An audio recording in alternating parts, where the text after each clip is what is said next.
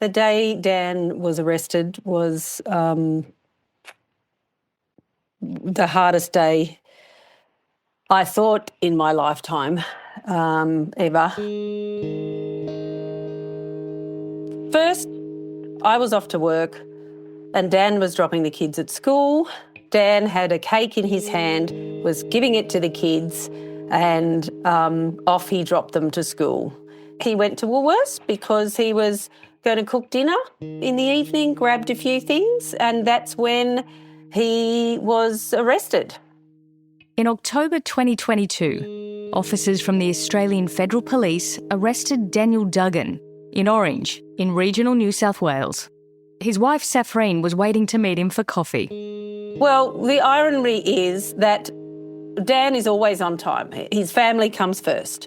So I'd waited 10 minutes for him to call me and I'd sent numerous messages on his phone. Then it got into maybe half an hour.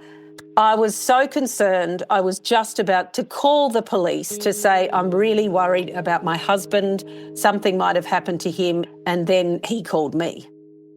I said, well, what are you talking about? I don't understand. Like, what do you mean you've been arrested? Like, for what? What could you possibly have been arrested for? You know, this is a man that's never had a parking fine. I've had more parking fines than he has. To American prosecutors, Duggan is a former US Marine pilot, accused of breaking arms trafficking laws by helping train Chinese military pilots in South Africa more than a decade ago, something he denies. To Saffrine, this is her husband and the man she built a family with. A friend introduced me to him and I thought as soon as I turned around and met him, my heart skipped a beat and I was just interested in talking to this beautiful, happy, smiley, friendly, honest man. It was beautiful. It was a couple in love and starting a life together, and we did all the beautiful romance things together. We had children. I knew instantly when I met Dan that this was something that I wanted to continue because there was a connection there that we still have, we still hold on tight to, that we then made a family on. And that's the most heartbreaking thing for me, is that all of this has ripped our family apart, and we're a strong, loving family, and it's devastating. I'm Nicole Johnston, and you're listening to 7am. Today, Saffrine Duggan on her husband's fight for freedom from jail, and journalist and member of the Free Dan Duggan Campaign, Michael Sainsbury, on how an Australian pilot who worked in China has become the target of US prosecution. It's Monday, April 27, and this is part one of a two-part episode. Michael, could you start off by telling us, who is Daniel Duggan and how did he end up in Tasmania? Dan is born in Boston. He's the youngest of 9 kids. His old man was a pilot. He wanted to become a pilot. He ended up in the US Marines. He actually served in the first Gulf War, although he didn't see combat. He was training people and had an honourable discharge from the Marines. He moved to Australia in 2005 and set up a business in Tasmania called Top Gun Australia, which offered joy flights in military-style aircraft. This is Dan Duggan, Chief Pilot and Managing Director of Top Gun Australia. I'm a former US Marine Harrier jump jet pilot and weapons and tactics instructor. Eventually, he became an Australian citizen, actually on Australia Day in 2012. So from there, how did he end up in a flying school in South Africa? Like everybody who has been in the services, you have to have a career after that. And in the early 2010s, an old aviation contact reached out from South Africa and said there was work at a quite prestigious test pilot school in South Africa called Tafasa. So Dan started talking to them and ended up going to do some work for them in 2011 and 2012. That school is kind of, sits at the crossroads of elite pilot training And it was at the time of China's aviation boom. In fact, I was in China at the time, that the commercial airlines there were just doubling, tripling, quadrupling flights. There's 3 big airlines, and they were, really struggling to get enough people to fly the planes. So they were sending people all around the world to get trained. Dan did three short stints there as a contractor. He wasn't in management. There were a lot of other very senior former military people who were both running the school and working there as sort of lead pilots. Tafasa told him that he was training civilian test pilots. So what is it that US prosecutors are now saying happened in South Africa? What was he doing? They say that through Tafasa, Dan was a part of a conspiracy to provide defence services to China without US authorisation. Now, what the training school says they were doing is that they were just training civilian pilots. The US, they're saying that they were military. Dan's denying it, and the flying schools denied it. It's worth noting that none of these other people have ever been charged with anything.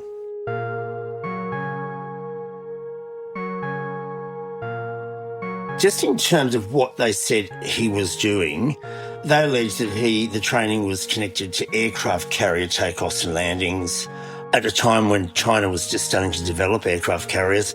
The indictment also alleges that Dan evaluated Chinese pilot trainees and was involved in broader work that was designed to improve China's naval aviation capability. All of this stuff Dan denies. And the training that he was providing really wasn't really military training. It was just very typical training that you would train any pilot for. Despite all of that, though, Michael, even by Dan's own account, he is a former Marine being asked to teach Chinese pilots. So is there any reason that Dan perhaps should have had some concerns or alarm bells ringing? Or does it sound completely reasonable to you? Sounds completely reasonable to me, particularly when you look at the people who employed him. I mean, Keith Hartley, who was running this thing, was a very senior RAF officer. There were other senior Australian and British former military people there, people who are much more senior than Dan. So for some reason he's been picked out, and possibly the reason he's been picked out is because he changed his citizenship and he was an easy target. After the break, the move to China. And who is Su Bin, the businessman who stole US military secrets?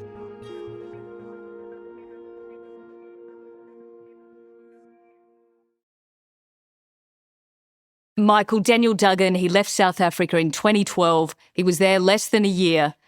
What happened next? At that point, he moved to China and set up a consulting business for the aviation sector. When he was planning to move to China, Dan says that he was contacted by ASIO, and he eventually met with ASIO and also representatives from NCIS, part of the US military, who knew that he was planning the move. They knew what had happened in South Africa. They, at no stage during those conversations, did they tell him that the work he'd been doing was unlawful. At no stage did they tell him not to go to China. As I said, the civil aviation market in China was booming. There was lots of opportunities. There are a lot of Australians and Westerners in China at that stage, still are, but particularly at that point, it was it was just post-Olympics. Everything was less restrictive than it has become. The Chinese economic miracle has grabbed global attention for a while now.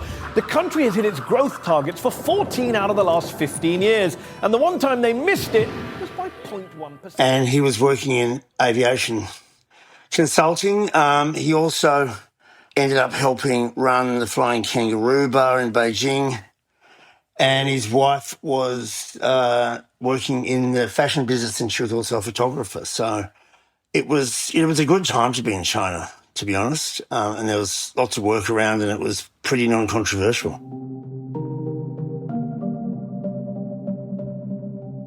And Michael, then enters this Chinese aviation businessman, Su Bin. How does he fit into all of this? So Su Bin was a guy who, his business was finding Westerners to help in the aviation business in China. He had been involved with connecting Dan with the South African flying school. As Dan has said, his Western name was Stephen. He said everyone knew Stephen. Stephen was kind of who you went to. He knew where all work was.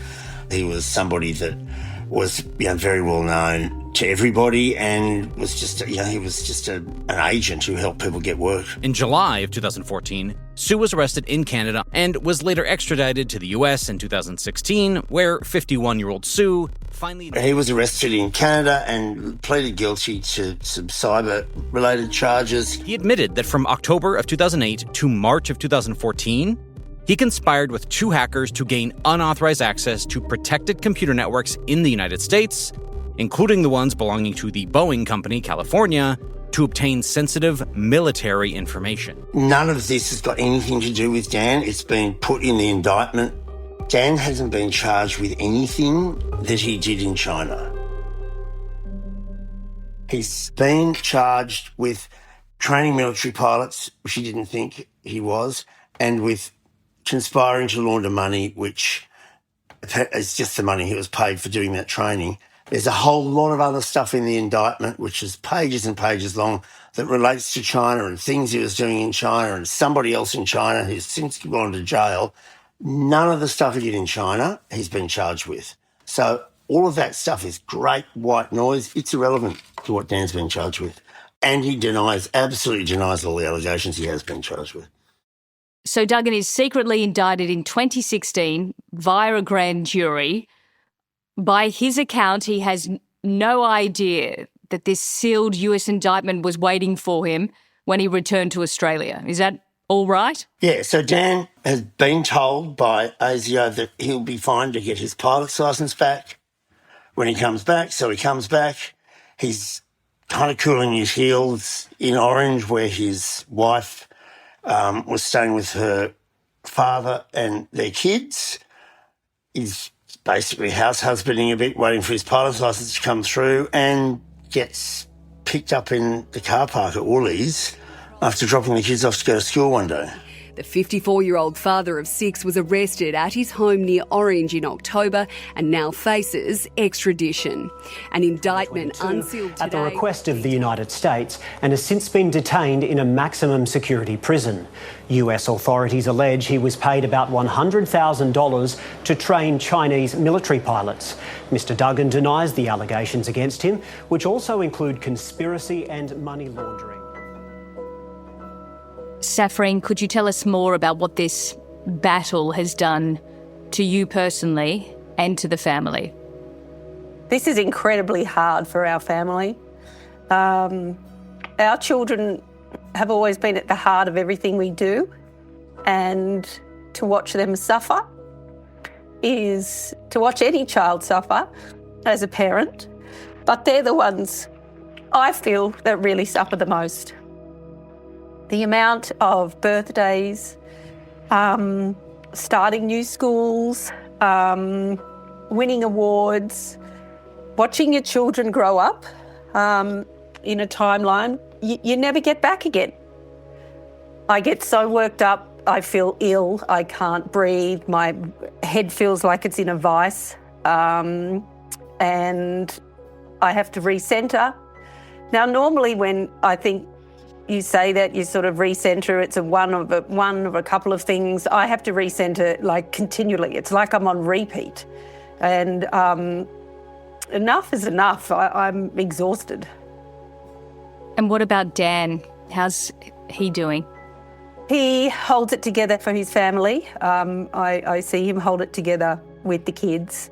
But I get to talk to my husband, and he sometimes he's really not together. He's very worried, he's deeply sad, and the unknown is still there.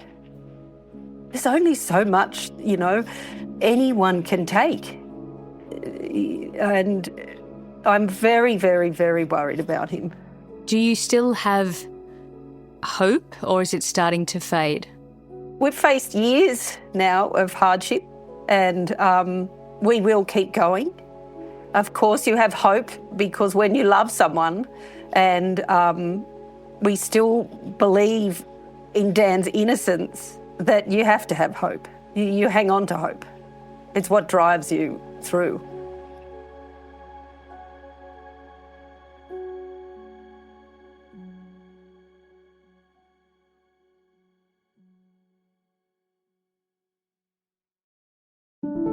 This was part one of a two-part episode.